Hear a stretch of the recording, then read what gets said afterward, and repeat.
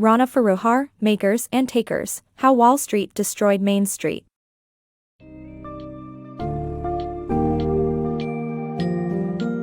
Dive into the world of high finance as Makers and Takers explores the dark side of America's financial sector. From revisiting the Great Depression to analyzing the disastrous consequences of the 2008 financial crisis, this summary exposes how Wall Street manipulates and devastates Main Street. Learn about the complexities of debt, credit, economic bubbles, and the role of financial institutions in shaping lives and the economy. As you explore this compelling narrative, you'll gain insights into the inner workings of the financial sector and how it has evolved over time, transforming regular businesses into financial players, and the consequences it brings along.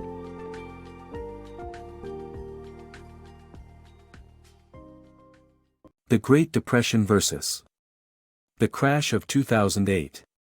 The economic disasters that struck the U.S. in the 1930s and 2008 were characterized by mounting debt, escalating credit, and an economic bubble. Debt and credit both play a major role in the growth of the financial sector, and during both crises, the financial sector had grown to never-before-seen sizes. Credit was also used to cover up income inequality resulting from low wages and soaring investor profits. Additionally, the financial sector was not held responsible for the crises, as the leaders involved continued to work in the sector, unaffected by any legal consequences. The similarities suggest that little has been learned from history. The blurred lines of commercial and investment banking. The Glass-Steagall Act was introduced after the stock market crash of 1929 to separate commercial and investment banking activities. However, bankers found ways to work around these regulations. Walter Wriston introduced negotiable certificates of deposit, CDs, to further blur the lines between commercial and investment banking.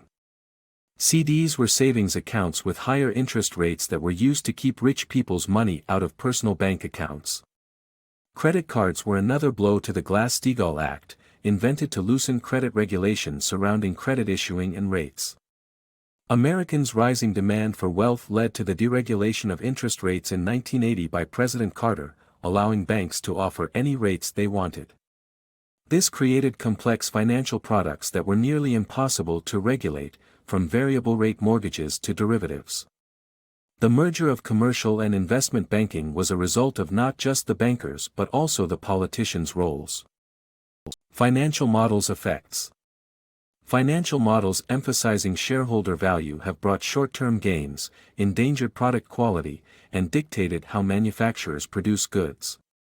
Companies prioritize profit over long-term company value, harming the public and endangering lives.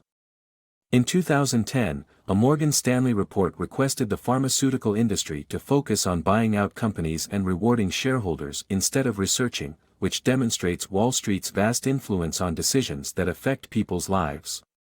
The negative effects of financial models have made apparent the relationship between the economy and how finance works, as a flaw in the financial system will harm the entire economy just as pee in a pool will cause contamination. The unfair game of shareholder activism. Profitable companies often prioritize paying their shareholders instead of investing in innovation. Shareholder activists make millions by influencing corporate policies to increase their returns. This leads to a system where the rich get richer, and only a small portion of payouts go to regular citizens holding stock. Additionally, most technology used by big companies was developed through government programs, not shareholder funding. The current relationship between shareholders and companies, according to the author, is a bad deal for the latter, especially when shareholders make money without contributing to the company's growth. Big brands, big money. Big brands' foray into lending and investing is blurring the lines between their primary business and that of banks and financial institutions, posing a threat to the latter. What started as a credit facility for customers has turned into a profitable business, attracting bigger risks and leading to catastrophic consequences like the 2008 crisis. Companies like General Electric, GE, found themselves in a tight spot when their high investment in mortgages backfired. But big brands are not the only ones leveraging financial markets to drive a profit. Banks are also facing stiff competition from companies, as revealed by Goldman Sachs' smart play with aluminum storage to raise prices artificially. With increasing commonality in businesses across industries, it is getting increasingly challenging to distinguish between core and peripheral activities of companies. The profiteering of the 2008 housing crisis.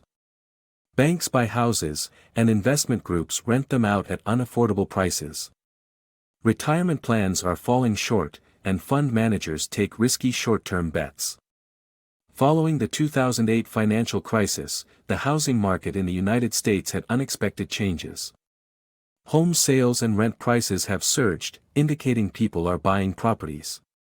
Nevertheless, the reality is different. Investment groups purchased affordable houses to rent them out at a higher price, leaving many families unable to buy their own house. This turned out to be a lucrative business for the likes of Blackstone. The issue is a shortage of affordable housing for Americans, causing the percentage of homeownership in the country to decline. In addition to housing, retirement accounts have been negatively affected by short-sighted management. Meanwhile, fund managers are rewarded for short-term gains rather than long-term growth, leading to risky bets. Unfortunately, these lead to losses, harming the American citizens' retirement plans. Capped at an average of $104,000 for a whole retirement period, what do people who reach the age of retirement have to look forward to in the coming years? The profiteering on housing and financial management underlines a significant flaw of the present system, which serves to meet the interests of a select few at the expense of the average citizen. Poor oversight of the financial system. The government's responsibility in the financial crisis has been poorly executed. After the failure of Lehman Brothers in 2008, only a small number of financial reforms were ratified by politicians. The federal spending bill of 2014 aimed to force banks to give up their riskiest products, but this was directly undermined by the lines added to the bill. The politicians who voted for the amended bill to pass received 2.6 times more funding from political action committees, PACs, which is comprised of banks that control 90% of the swaps market. Consequently, governance and finance share a close relationship since government officials responsible for controlling finance often take up bank jobs after their term. To reform the financial system, the author recommends some key points. Simplifying regulations for a healthier financial system. The convoluted and complex financial system that emerged from deregulation needs to be simplified to support business and economic growth. The risks resulting from the complexity of banking and financial regulations need to be slashed. The new Dodd-Frank Act, enacted to separate commercial from investment banking, needs to be simplified to reduce the risk of banks failing. It's also important to limit debt, which requires political courage. Governments can use credit and debt to conceal economic stagnation, but the 2008 crisis has revealed that a healthy economy can only sustain a certain amount of debt. By encouraging citizens to save and requiring banks to fund their investments with at least 20 to 30% of their capital, we can stabilize the economy.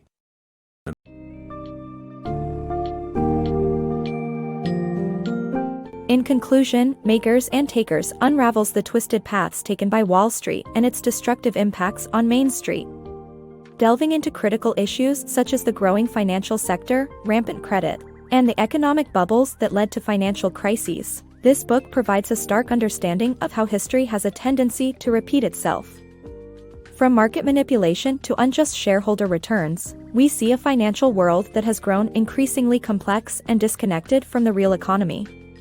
The book calls for a much-needed reform in the financial sector, including reducing complexity, encouraging saving over debt, and re-evaluating the relationship between companies, banks, and their shareholders. This thought-provoking exploration into the world of finance empowers readers to better comprehend the intricate relationship between Wall Street and the historic events that have shaped the world we live in today.